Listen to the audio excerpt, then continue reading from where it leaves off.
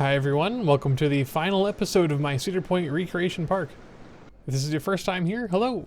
For the past year or so, I have been releasing videos here on YouTube documenting the progress of this build. But as of now, the park is finally done and available for you to download. I've been a longtime fan of recreating coasters and parks in RollerCoaster Tycoon ever since I started playing the game way back when I was a kid.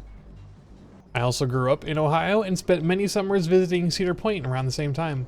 It has long been a dream to combine the two and create a full, realistically detailed recreation.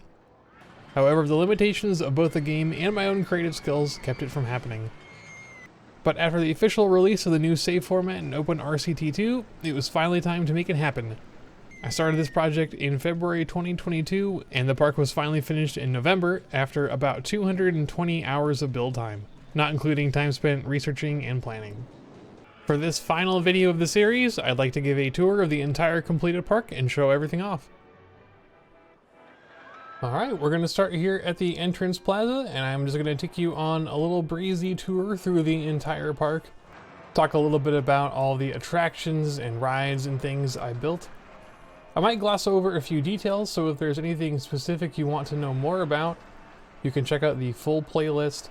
The video title should be pretty descriptive, so if there's something you want to learn more about, it should be pretty easy to find. I go over a lot of the design decisions in a little bit more detail in those videos. So I encourage you to check those out if you are inclined to do so. So here at the front of the park, you can see we have our main entrance plaza. Behind it we do have quite a large parking lot, occupied with a few cars. When I was originally designing the layout, I wasn't sure how big the park was going to be. Wanted to make sure I gave myself enough space, so I gave myself a lot of extra margin here at the front of the park, just in case things didn't quite turn out the way I wanted to. I would always have more than enough room to put the parking lot and the front gate somewhere on the map, so wind up with a little bit extra room, so the front parking lot is pretty big, but that's okay. Not really what we're here for. Like I mentioned, we got the entrance plaza here, some customer service buildings. You can see a few guests lining up here for customer service. Maybe they want to upgrade their season passes or whatever. They actually are in line for a little underground ride here to keep them looking like they're queuing. I did do a tutorial on how to build this kind of attraction as well. If you're interested, there should be a card for that coming up right now.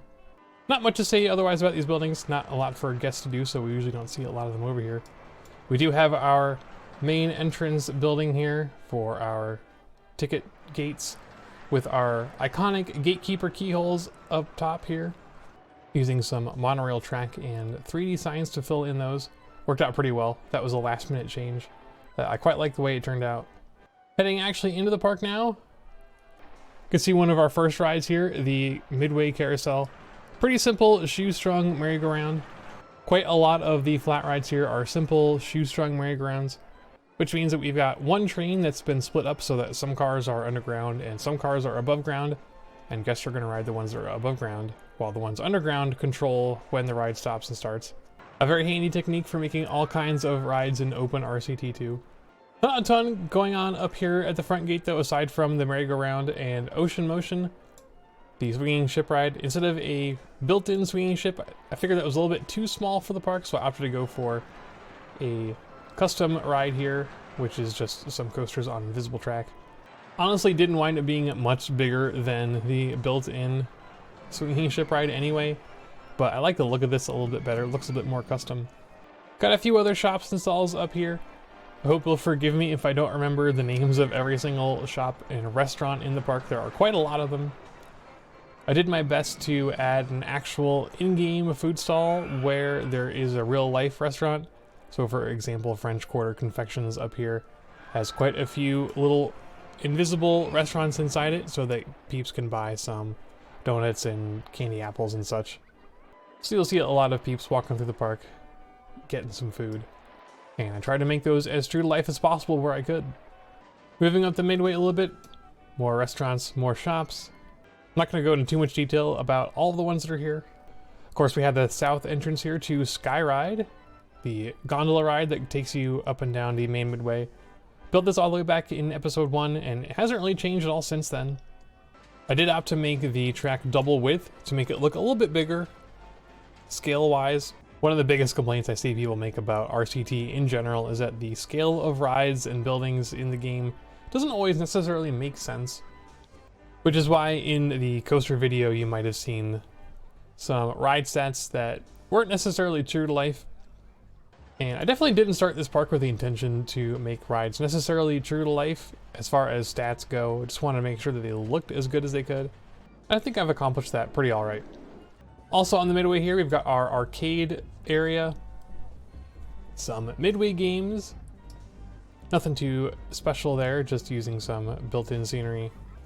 Of course, you can see Raptor here. This is our first coaster on the midway. Pretty standard stuff. I didn't do anything too crazy to make this coaster look the way it is. Just a few custom supports on the lift hill. Other than that, everything is pretty stock on Raptor. Definitely a difficult recreation to do in RCT terms, especially when it comes to making sure that all the other bits of the park can fit around it, especially Cedar Downs, the carousel that is nestled here. Definitely was a challenge to get that crammed in there and make sure there was enough room for it and the midway. Also up here we've got a Blue Streak, of course, the only wooden coaster in the park. Again, like Raptor, nothing too crazy with this one. Not a lot of custom stuff going on here. Just our station building and a couple of scenery details like the chain return and the roof over the tunnel on the final brake run. Moving along, that takes us up to the Valraven area. Another hard coaster to do in RCT. Scale-wise especially, this is one of the tallest coasters at Cedar Point. And the vertical drop coaster definitely looks pretty janky when you try to make it as big as Valraven is. So this is one of the layouts that I think I wound up being least happy with. For a number of reasons. The elements aren't really big enough and there are a lot of things that I needed to go on a diagonal that I couldn't do. Making a quick detour behind Valraven, there is the marina entrance back here, which will take us to the marina area of the park. There's a lot of outside scenery to do on the Cedar Point Peninsula, and I did want to make sure I got in all the outside park details in here. So you can see there's some administrative buildings, a lot more parking, and the marina here with lots of boat parking and Famous Days restaurant. Unfortunately not an area that I am letting peeps into just for ease of them not getting lost, but all that stuff is still built out over here. We have all that boat space, lots of parking. Coming down here by Blue Streak, there is some more restaurants and administrative and maintenance stuff here, way back here at the beginning, near the front of the park. So just a lot of buildings and boats. But I thought this area turned out pretty nice, so I wanted to make sure that we showed it off here. All right, heading back inside the park. Talked about Valraven already. Back here at the main midway, again, a few more minor rides and restaurants over here. We got the last car ride remaining in the park. Bunch of restaurants. We'll come down this way towards Kitty Kingdom, our first of 3 kiddie areas in the park. A lot more shoestrung rides in here. If you love spinning in a counterclockwise circle, this is the place for you. But I like this area. There's a lot of movement. It's always nice. Going further down this way, we can see Maxed Air, the Husk Frisbee ride. Another one that was kind of hard to do in RCT. Wound up going with a similar situation to Ocean Motion, where it's just basically a coaster that swings back and forth on an invisible track with the rotor drop vehicle. Looks convincing enough, even though it's not perfect. Going back further this way, we have the entrance to Gatekeeper, Cedar Point's wing coaster. Unfortunately, there's no official wing coaster in the game, and as I'm only using non-custom objects for this build, I opted to go for the 4D coaster cars, which unfortunately does mean that the guests are facing backwards for the entirety of the ride. But it looks enough like a wing coaster if you squint a little bit. Again, I'm not going to dwell too much on the coasters themselves. I did put out a video recently with on-rides of all the coasters in the park, so if you want to see the layouts in more detail, go check that video out. Speaking of coasters, heading down the beach, we have Wicked Twister here, which was torn down some time ago. And I never was a huge fan of Wicked Twister anyway, but I still consider it to be kind of an iconic part of the park here. So I did want to add it to my build. Also, since the pavilion that's going to go here hasn't been finished yet, I wouldn't want to put in a building without some photos for reference, and I don't want to guess what it's going to look like. Next to Wicked Twister, we've got our giant wheel. This one isn't shoestrung, but it's a pretty fun build regardless. More standard flat rides down here as well. We've got some more shoestrung flat rides over here, Tiki Twirl and Troika. On the other side of the wheel, we've got our little construction zone. This is where the stadium used to be, which they are now building the Wild Mouse. As of now, the Wild Mouse is almost completely built. I don't think there's quite enough room in my build here for the Wild Mouse coaster. I haven't made my own attempt to recreate the layout, but I think it would go here if you were able to move the Windseeker swing out of the way. Windseeker is a pretty complicated shoestring though, and I don't think it's going to be very easy to move that, so we're going to leave this here and we'll leave that as an exercise for the reader. Moving back towards the main midway, we've got our second kiddie area, Planet Snoopy. More shoestrung rides that take you in a little circle. That's not entirely fair. There are a couple other interesting things here. We have a little train ride, a tiny kiddie drop tower. Rides like this are always fun little hacks to make something that looks pretty realistic without a lot of effort, but you can definitely tell it's non-standard RCT. Coming back towards the midway, some more administrative and restaurant kind of buildings. We've got Melt here next to the Cedar Point Museum. At least I believe it's still the Cedar Point Museum. I think it's been closed for a while and I haven't been in there myself in some time. So I hope they can get that back opened at some point, because I remember it being pretty cool, but it's been years since I've been inside that building. Here we come to the end of the main midway. We can see the other station on Skyride, as well as the Scrambler, a couple more little shops and kiosks, and the Matterhorn. And as we get to the iconic corkscrews, we have a split in our midway here. And I'm going to take us to the right of the Gemini midway. Some pretty fun stuff back here. We got corkscrew, again, a pretty standard RCT ride. A couple custom supports on this one, but nothing crazy. Most of the coasters in Cedar Point are pretty easy to build just with the vanilla stock RCT ride types. Really isn't a whole lot of hacking going on for the most part when it comes to the coasters, which makes things pretty nice. Pretty easy to build. But there are some exceptions. For example, we've got Top Thrill Dragster over here in its original incarnation. As of this recording, Top Thrill Dragster has been torn apart and there is barely any of it left standing. Just the top hat is left as of right now.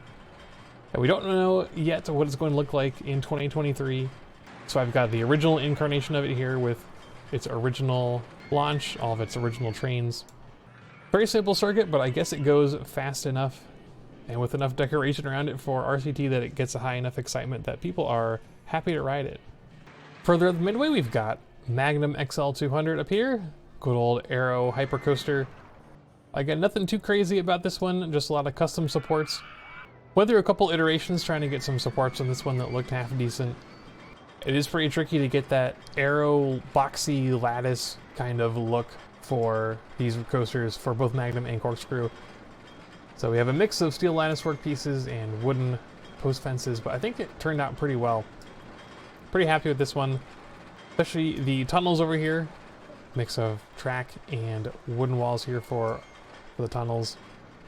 Pretty tricky on the diagonal ones here. Half the track is on the diagonal, so we're using some monorail pieces for the sidewalls of these tunnels. A little bit tedious to build, but I think it worked out pretty well. After we get past Magnum, takes us to our third kiddie area here, Camp Snoopy, with some more shoestrung rides that spin you in a circle.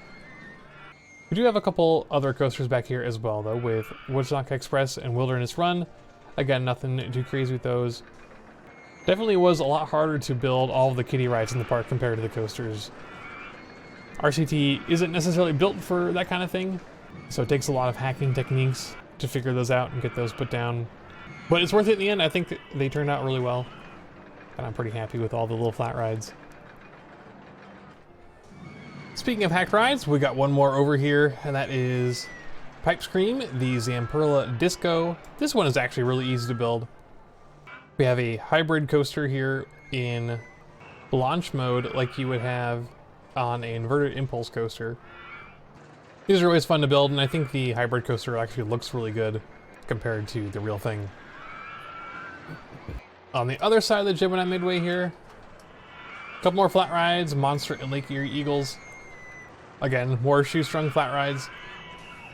If you were to take a look underground, you would see a whole lot of control track, especially in this area where we have a lot of these rides, a lot of these hacked rides. Actually, was a challenge every once in a while to make sure that I didn't accidentally combine all of the control track for my hacked rides into each other and mess things up. So it's a pretty big mess down underground. Anyway, next door we've got Gemini, of course, our racing coaster. Similar to Magnum, nothing too crazy going on here either, aside from just a lot of custom supports. Since Gemini isn't a wooden coaster, we're using some corkscrew track, but with wooden supports underneath all of them. Pretty tedious to place, especially with all the footers, but I think it looks pretty good when it's all done. Aside from the fact that Gemini is, like a lot of wooden coasters, a really terrible layout for RCT. Really hard to make it fit into the park well and look like it's supposed to, but that's what happens when you're on a grid system like this. Next door to Gemini, we've got Slingshot. This is another launch tower, effectively made invisible in order to simulate the bungee launch. Another pretty easy hack, but very effective. And that will take us into the Frontier Town area. You can see a lot more shops, restaurants back here, attracting quite a lot of peeps. A lot of them probably trying to find Steel Vengeance, tucked away back here in the corner. The RMC hybrid, making good use of a lot of the new track pieces and trains that were designed for the hybrid coaster. So I really like the way this one turned out. The hybrid tracks look really good, especially with those new 0G rolls. Tough coaster for RCT, but I think when it's done, pretty happy with it. Moving past Steel Vengeance, after we get past our train station here, we got Maverick. One of the more interesting coasters for RCT. You can see we're using the Giga style coaster track here, but since it's launched, there's also a bit of hacking going on, especially for the inversions, which the Giga coaster normally can't do. So we have some dummy track in here for the 2 corkscrews and for the vertical drop off the first hill. But all told, I think it worked out pretty well. Definitely a weird layout for RCT, but a lot of fun to piece together and try to figure out. Next to the Maverick station, some more flat rides. We've got our Wave Swinger over here, tucked in on the other side of the Chick-fil-A restaurant. Used to be a pretty popular ride. For most of the build, Wave Swinger would have quite the full queue. So would Maverick too.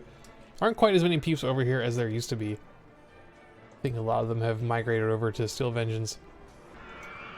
On the other side of Frontier Town over here, we've got some other restaurants and rides. We've got the Farmhouse, the brand new restaurant here for 2022, replacing the antique cars back here. And on the other side of that, we have Cedar Creek Mine Ride. Similar to Gemini, this is one with corkscrew track and a whole lot of wooden supports custom built underneath it. So definitely not an easy thing to build, but when you get the supports all under there, I think it turned out all right. Next up, we've got Skyhawk, our Screamin' Swing Ride. This is another ride where it's on some invisible coaster track in launched mode. I did a tutorial on building this kind of ride as well, so if you're interested in building one of these for yourself, I recommend you check that out. After that, we're headed down the Frontier Trail area. Got some more restaurants over here. A couple interesting buildings here in Frontier Trail. We have the Glass Building Theater over here next to Thunder Canyon, the River Rapids ride. Thunder Canyon was pretty fun to put together. You can tell there's quite a lot of interesting hacking going on. Definitely not your standard RCT River Rapids. Most of the track is invisible, and I've opted to put just terrain work and foliage around it instead. And we have a little custom turntable over here for the loading and unloading platform. This is made out of reverser cars that are also shoestrung to just go in a circle infinitely. This adds some nice little motion over here, but I think it looks pretty cool. And on the other side of that, we have Snake River Falls, the splash boats. Heading up Frontier Trail, a lot of just miscellaneous shops and buildings up here. Due to space limitations, I wasn't able to get all of Frontier Trail in here, but I don't think we're missing out on a whole lot aside from maybe a couple like candle shops or something. Of course, we do have the barnyard in here if you want to take a look at the petting zoo animal area. Got some horses and pigs and chickens running around. Some fun stuff there. Taking a small detour off a Frontier Trail will take us towards Professor Delbert's Frontier Fling, the Sky Coaster ride. This is another hacked ride where we've got technically a coaster in reverse inclined launch mode, I believe, to simulate that Sky Coaster bungee ride kind of thing. Then we also have a little area over here, the Forbidden Island. Not a lot of attractions back here, but it is a nice area for our peeps to just kind of walk around and look at the sights. A little bit of a playground in the middle, and I think there's a restaurant and a Dippin' Dots back here as well. One thing about this area is that it's probably pretty difficult for peeps to navigate around here. Very easy for them to get lost, as there's only one entrance going into it. So I do have a lot of underground paths all over the park as well to help them to get in and out of these kinds of areas without getting lost. So if you were to use cutaway view and look under the surface, you see a lot of guests walking around underground. We have about 7,000 guests in the park, and I would say a good chunk of them are actually underground at any given point, trying to get places a bit more efficiently. But it does prevent them from getting lost, so definitely a good strategy to employ with large, complex parks like this. Heading further down Frontier Trail takes us to the Millennium Midway, where of course we have Millennium Force, our intimate and giga coaster. Another challenging one to do in RCT simply because of the scale of the coaster. Of course, Millennium Force is 300 feet tall. Has a lot of very large, drawn out curves in its layout, which are hard to do in RCT and have them look good. Same for its iconic lift hill. The angles aren't quite right with the pieces that we have available. So, not my favorite build of the park, unfortunately, because it's my favorite ride in the park. I'd be curious to see what some other builds look like. I don't see a lot of people trying to recreate rides like this in RCT. It's not just my favorite ride in the park though, it's also the favorite ride of a lot of peeps. It's always had an enormous line, a lot of peeps over here trying to get in line for it, so it's always quite crowded over here. Fortunately, it hasn't really been much of an issue. Even though the line is long, it does move pretty quickly. And we've got some more restaurants and some midway games in this area. It's kind of fun to figure out how to build some of these little midway games. For example, we have these basketball hoops here made out of Virginia reel tubs and coaster track. Just little details like that are always fun to figure out and add in. Also over here we've got Rougarou, our B&M floorless coaster, converted from the stand-up design that it had when it was originally built in '96. This is one of the easier coasters to build, probably. Not a lot of hacking going on with this one. Just fun to piece together all the different elements and figure out how to fit them into each other. Continuing down the midway here, we have Iron Dragon. Similar situation here, not a lot of hacking going on with this one, just a lot of custom supports, especially for those lift hills, adding in some extra catwalk and support pieces, help make it look pretty nice. On the other side of the midway from Iron Dragon, there is an empty space where Wildcat used to be. Currently, there isn't really a whole lot going on there, but one time when we were there this year, they did have a lot of food trucks in the area, so I decided to add my own little food truck party over here.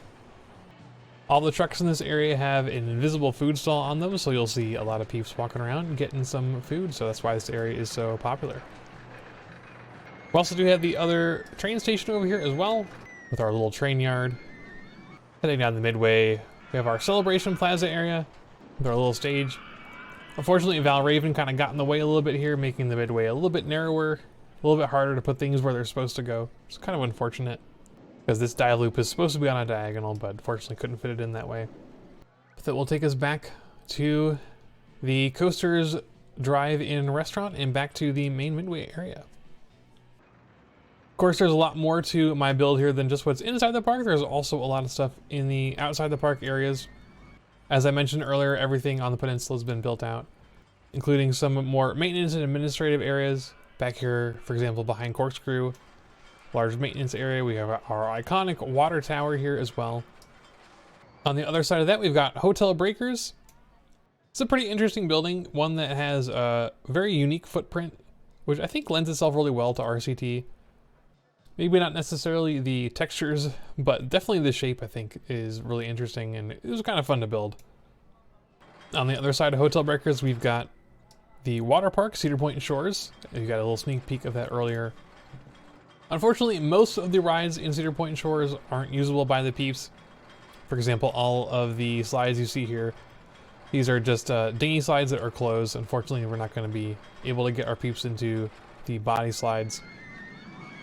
But the lazy rivers are available for peeps to peruse, as is the wave pool up here.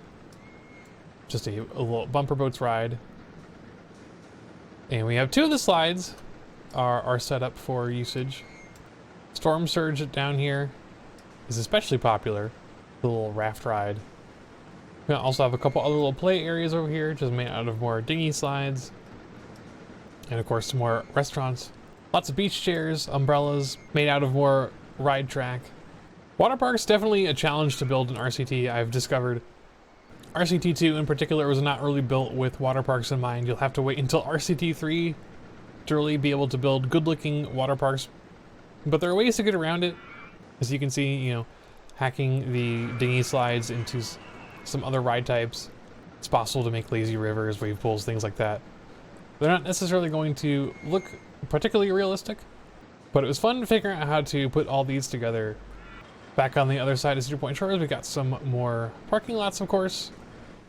We're back here at the back of the park now by Steel Vengeance and Gemini. And in this area, there is the Lighthouse Point. We've got a lot of campgrounds over here, so not a whole lot to look at. We have a bunch of small cabins over here that people can rent, but of course, not part of the park, so we don't have any peeps wandering over here. Just a couple handymen walking around mowing the grass somewhere. There's one of them. Got some RV parking over here as well. Some more rental cabins, administrative buildings, parking lots. All the same kind of stuff, but again, just want to make sure I have all these details in here. But I think that about covers it for our tour. Like I said before, every part of this park has been detailed in one of the previous episodes, so if there's something that you want to learn a little bit more about, I highly recommend you go back to the original playlist. Should be pretty easy to find any particular part of the park or a ride if you want to see how it was built. Huge thanks go out to everyone who helped out with this massive project. It took a lot of resources to get this done, and I couldn't have done it without a lot of help. Special shoutouts to Bassie and Sadrat for their fantastic plugins, CDP Insiders for their photographs, my beta testers, and to everyone in the YouTube comments for their suggestions and encouragement. And of course, props to the OpenRCT2 development team. They have put so much effort and passion into this game, and we wouldn't be here without them. There should be a link in the description of this video where you can download the park if you'd like to take a look at it for yourself.